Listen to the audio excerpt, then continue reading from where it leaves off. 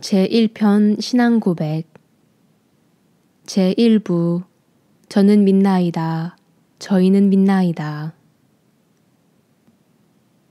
우리는 신앙고백을 할 때 저는 믿나이다. 저희는 믿나이다 라는 말로 시작한다.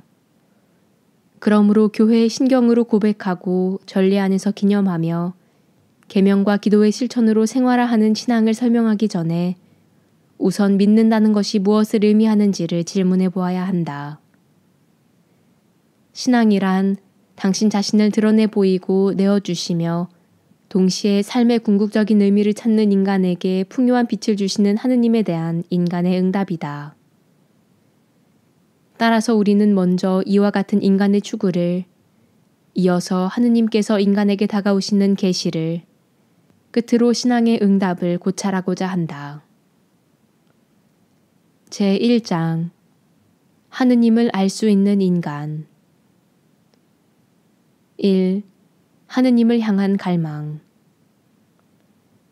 하느님을 향한 갈망은 인간의 마음속 깊이 새겨져 있다. 인간은 하느님을 향하여 하느님에게서 창조되었기 때문이다. 하느님께서는 늘 인간을 당신께로 이끌고 계시며 인간이 끊임없이 추구하는 진리와 행복은 오직 하느님 안에서만 찾을 수 있다. 인간 존엄성에 빼어난 이유는 하느님과 친교를 이루도록 부름받은 인간의 소명에 있다. 인간은 이미 태어날 때부터 하느님과 대화하도록 초대받는다. 하느님의 사랑으로 창조되고 언제나 하느님의 사랑으로 보존되지 않는다면 인간은 결코 존재할 수 없기 때문이다. 또한 그 사랑을 자유로이 인정하고 자기 창조주께 자신을 맡겨드리지 않고서는 인간은 온전히 진리를 따라 살아갈 수 없다. 오늘날에 이르기까지 인간은 자신들의 역사 안에서 그들의 신앙과 종교적 행위들을 통해 다양한 방식으로 하느님을 찾는 길을 표현해 왔다. 이러한 표현 양식들은 비록 모호한 점들을 내포할 수 있기는 하지만 매우 보편적인 것들이므로 인간을 종교적인 존재라고 일컬을 수 있다.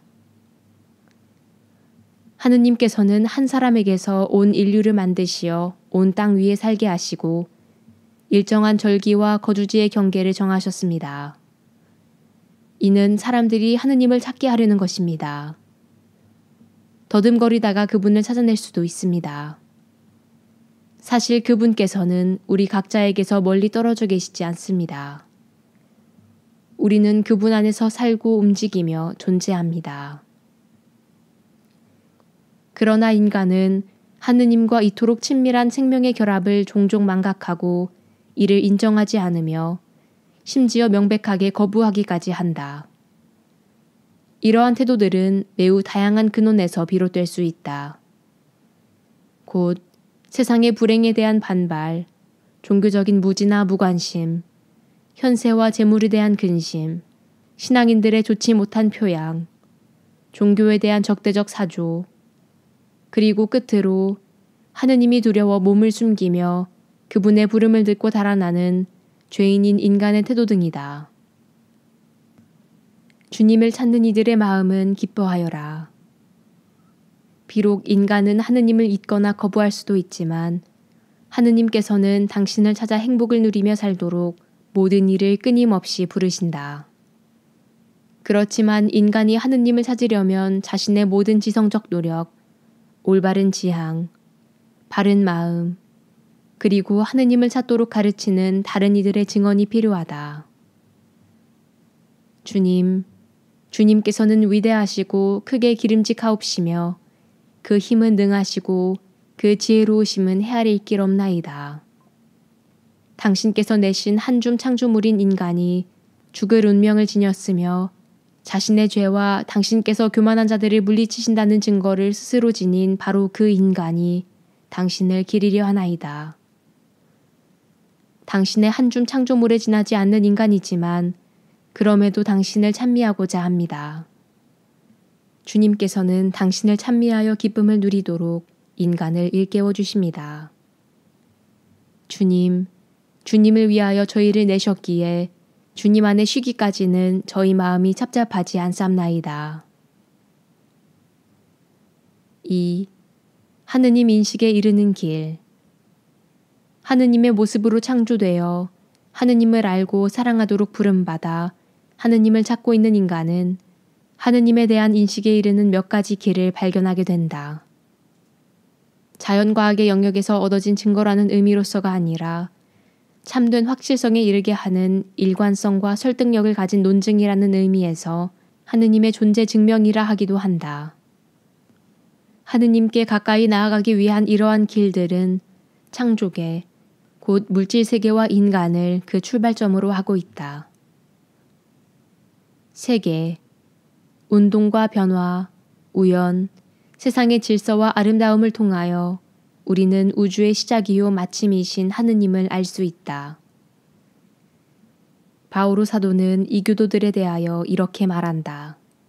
하느님에 관하여 알 수 있는 것이 이미 그들에게 명백히 드러나 있습니다. 사실 하느님께서는 그것을 그들에게 명백히 드러내 주셨습니다. 세상이 창조된 때부터 하느님의 보이지 않는 본성, 곧 그분의 영원한 힘과 신성을 조물을 통하여 알아보고 깨달을 수 있게 되었습니다. 또 아우구스티노 성인은 이렇게 말한다.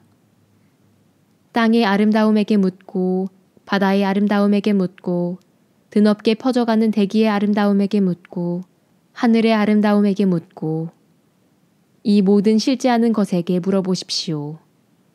모든 것은 이렇게 대답할 것입니다. 보세요. 우리는 이렇게 아름답지 않습니까? 그들의 아름다움은 하나의 고백입니다. 변화하는 이 아름다움들을 변하지 않는 아름다우신 분이 아니면 그 누가 만들었겠습니까? 인간. 진리와 아름다움을 향한 개방성, 윤리적 선에 대한 감각, 자유와 양심의 소리, 무한과 행복에 대한 갈망 등으로 인간은 하느님의 존재에 대해 스스로 묻는다.